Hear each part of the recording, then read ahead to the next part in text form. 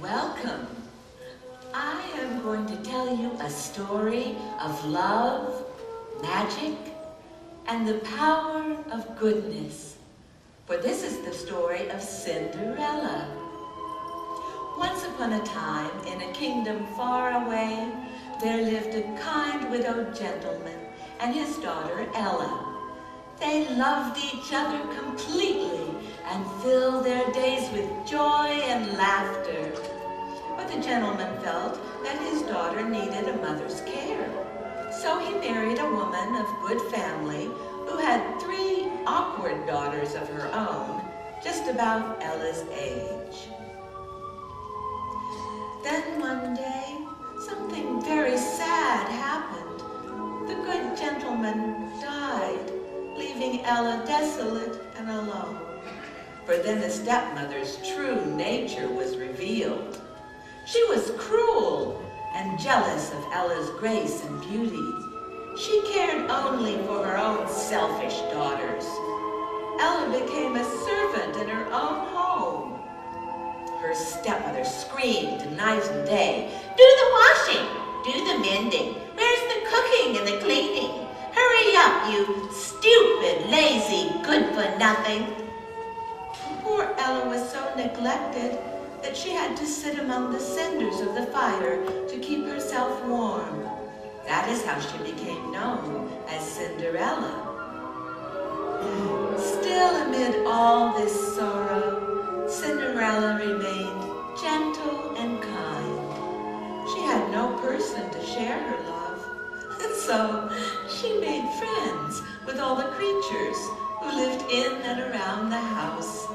For Cinderella knew a secret, which I shall tell to you. If you take joy in each and every moment that you live, you will find at the end that you have had a happy life indeed.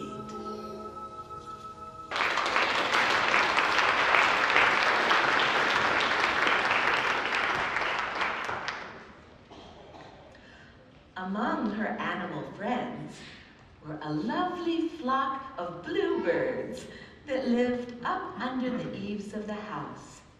Each morning, they would awaken Cinderella to a new day full of hope and possibilities.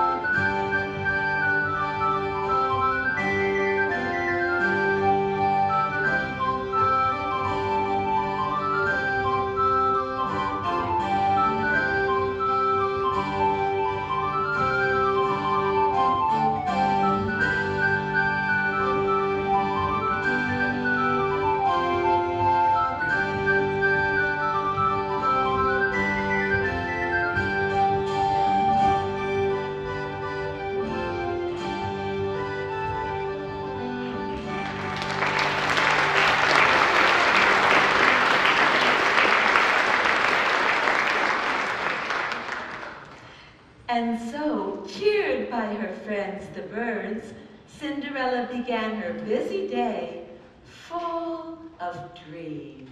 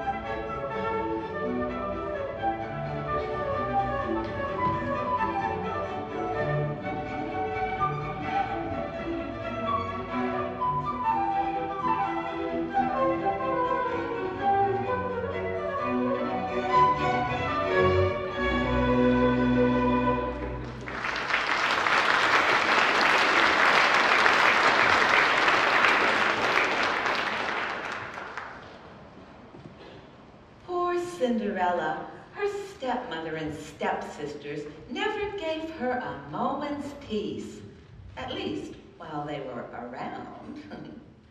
Cinderella looked after all the animals in the barnyard. A special friend of hers was Henrietta, the mother hen.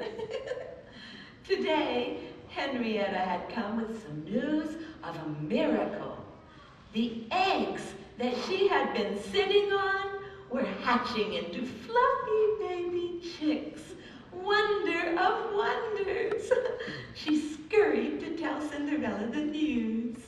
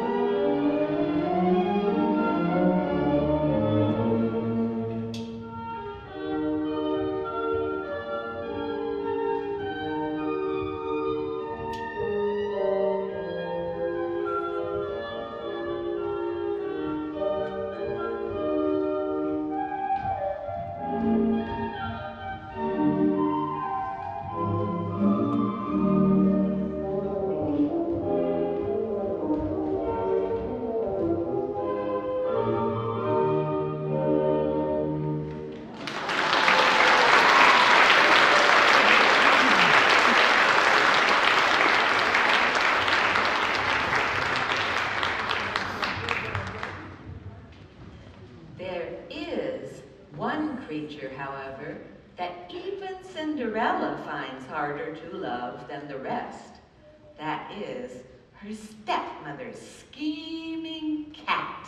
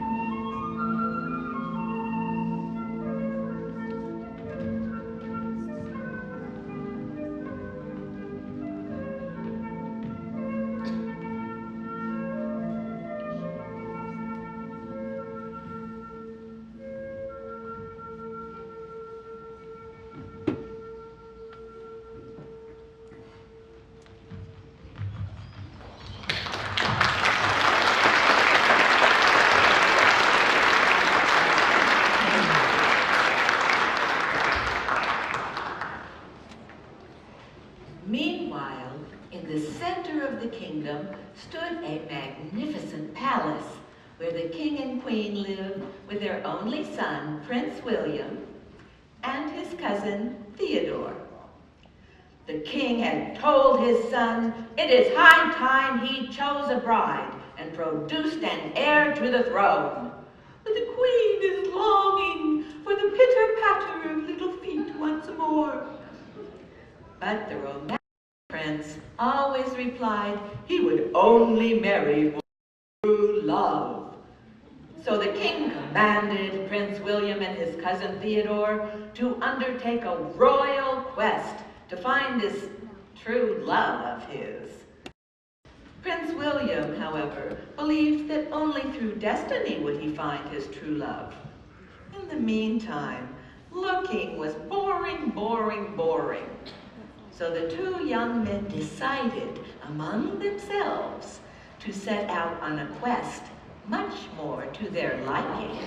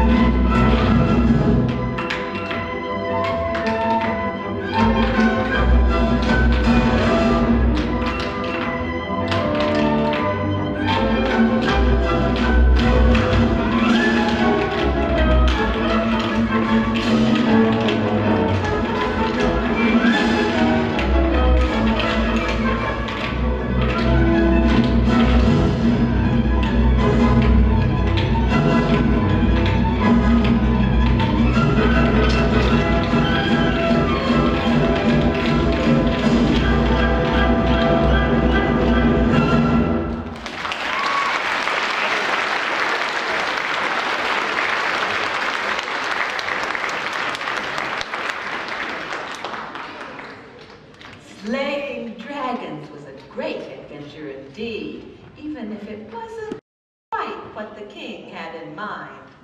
The prince and his cousin had indeed slain the wicked dragon, but at what a cost! The dragon's claw left a terrible wound in the prince's arm. Leaning together, the two weary travelers came upon a cottage at the edge of the forest. There they met a kind and beautiful peasant girl, and destiny began, for the girl was Cinderella. She gave them a drink of cool water from the well and carefully bound the wound with her own kerchief. She had no idea the stranger was actually the prince.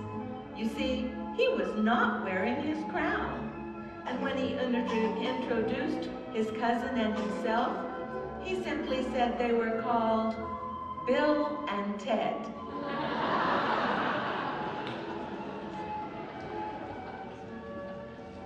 The prince took Cinderella's hand in his own and said, "Thank you, most kindly." To which Cinderella replied, "You are most kindly welcome." And then both their hearts began to beat with a strange, new feeling. Finally, the prince returned home to the palace, and there was the king, but still no bride in sight. The king was furious. He told the prince this was his last chance. The queen suggested that they have a bride-finding ball and invite all the eligible maidens in the kingdom. Surely the prince would find at least one true love among so many. At least he'd better. So reluctantly, Prince William agreed to a bride-finding ball. How embarrassing. Oh well, the king at least was pleased. The royal page was sent to announce the glad tidings, and so the proclamation was told throughout the kingdom. Hear ye, the prince is having a ball. All maidens are asked to attend by order of the king.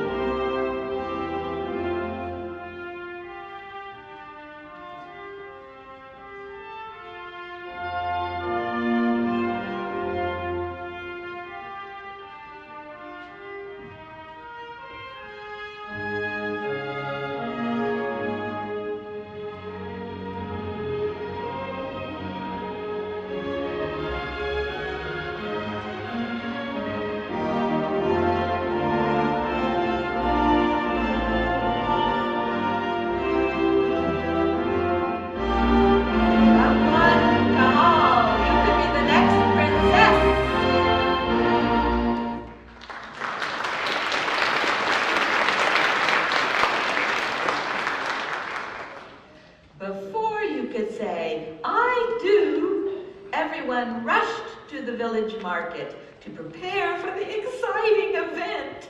Even the prince couldn't resist disguising himself as a juggler and joining in the throng.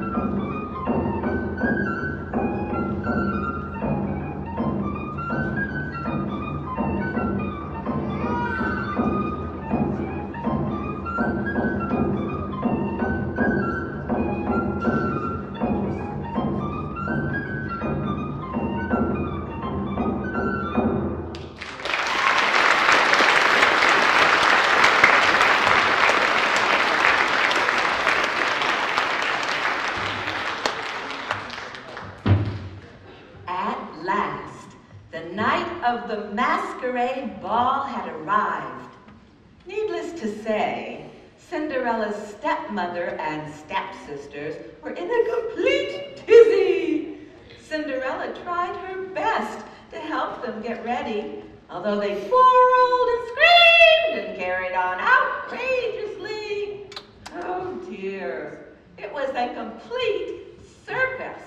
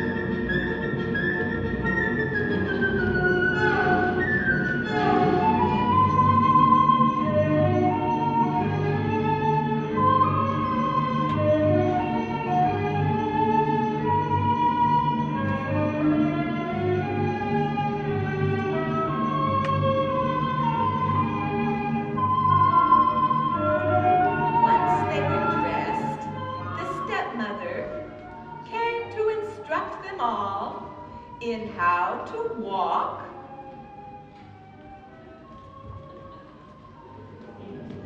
how to talk,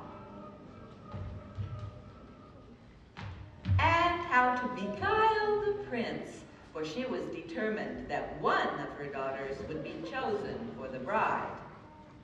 Unluckily, each sister had a unique flaw. Synastasia had a most unfortunate sneeze, and sneezed most unfortunately when she was nervous. As for Odette, one might say, well, she was more suited to the circus than the royal court. And Minerva, well, she just had way too much nerve. At last, well, they were as ready as they would ever be. So off they went to the ball, leaving Cinderella alone once more.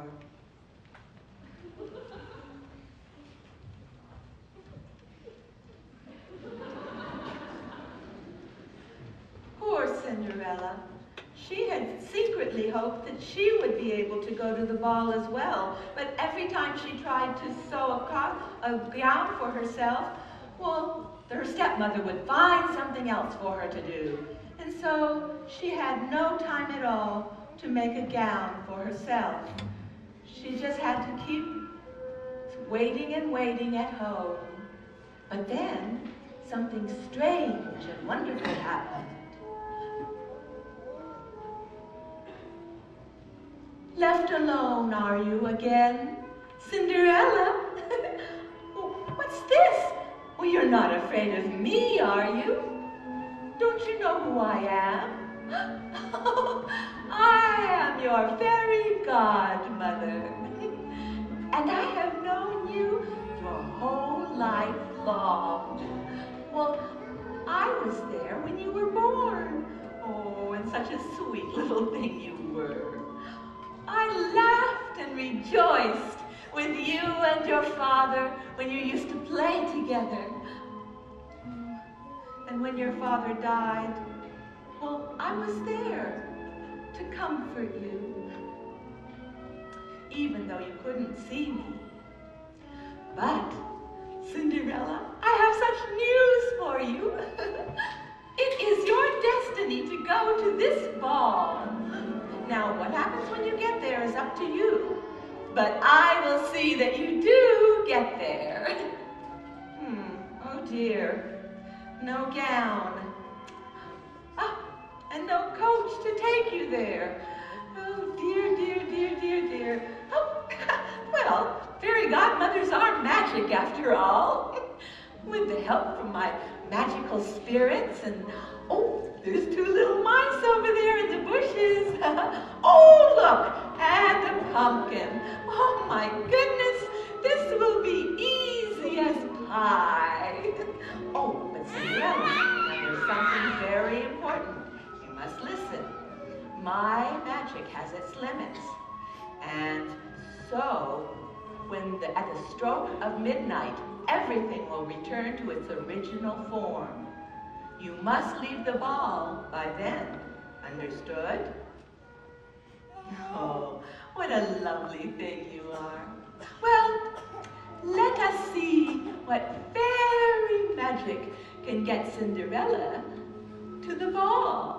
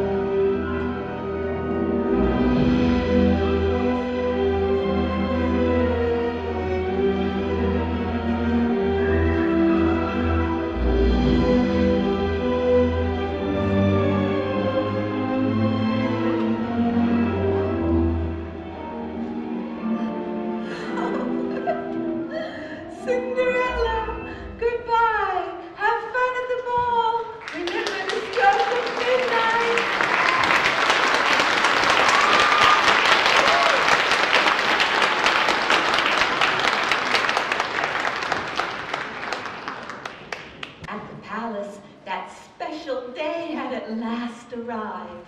Soon the long-awaited ball would begin.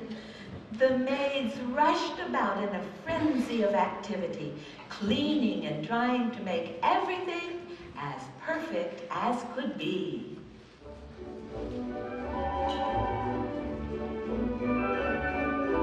Come on, little friends, we all sing a happy little working song. Merry little voices, clear and strong. Come and roll your sleeves up, so to speak, in pitching. Cleaning product in the kitchen as we sing along. Gorilla cherry too in the top as we start a stubborn mildew stain. Like a hairball from the shower drain to that gay refrain of a happy working song. We'll keep singing without fail, otherwise we spoil it. Hosing down the garbage pail and scrubbing up the toilet. Ooh, you can do a lot when you got such a happy working tune to hum. While you're sponging off the soapy scum, we adore each filthy chore that we determine. So friends, even though you're vermin, we're a happy working dog. Singing as we fetch the detergent box for the smelly shirts and the stinky socks. Sing along. You cannot sing the song alone as we're finishing our happy working song. Oh, wasn't this fun?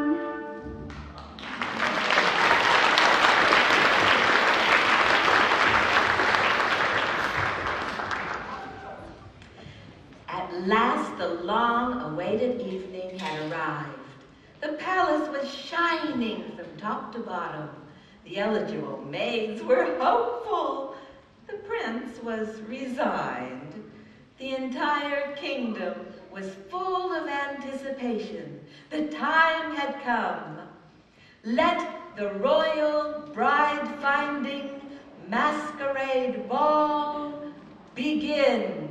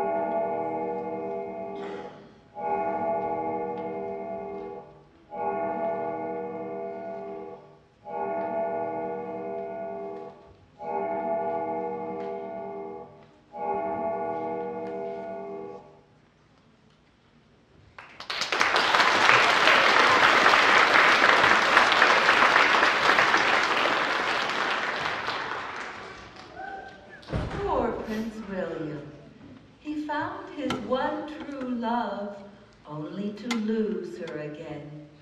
But as she fled, she left behind a dainty glass slipper.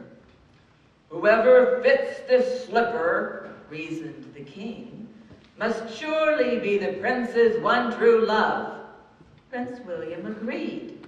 And so, if the shoe fits, was announced throughout the kingdom.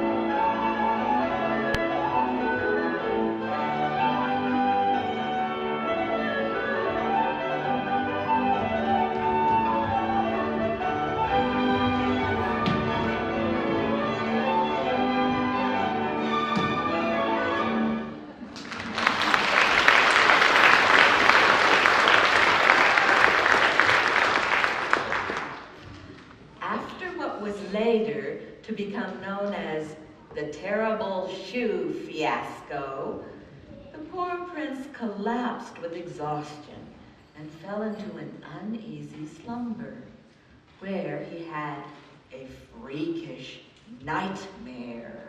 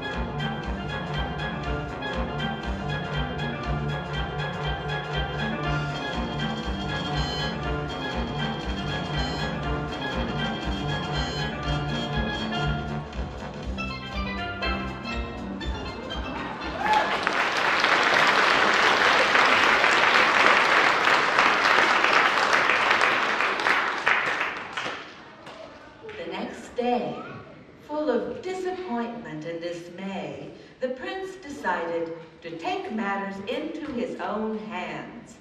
He would travel alone throughout the land with the precious slipper until he found her, his one true love. After days and days of searching, he came upon a strange part of the forest. Little did he know, this was the haunt of a dangerous band of robbers who would like nothing better than to steal the beautiful diamond-cut slipper.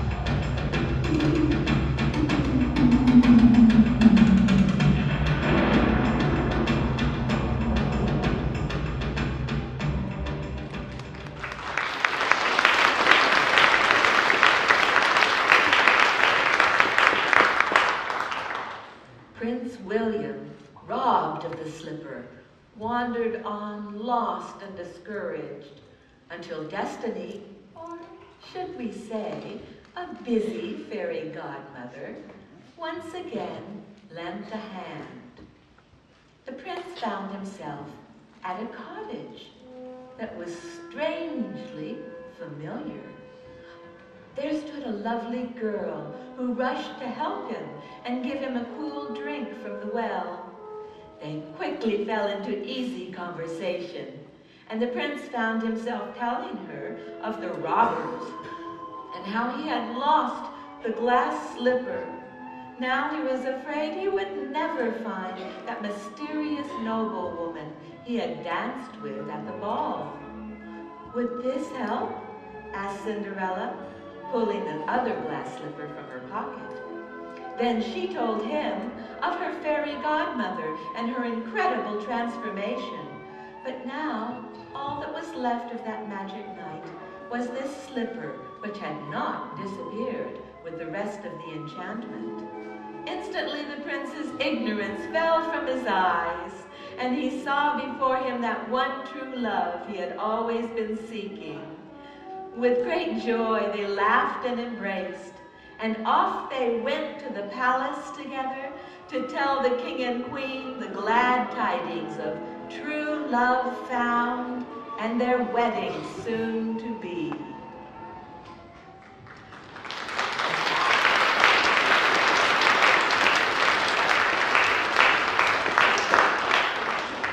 When the king and queen heard the news, they were beside themselves with glee. But Cinderella's stepmother and stepsisters were filled with apprehension until Cinderella told them that in her happiness all was forgiven. So the entire kingdom came to rejoice, and as in every good fairy tale, they all lived happily ever after.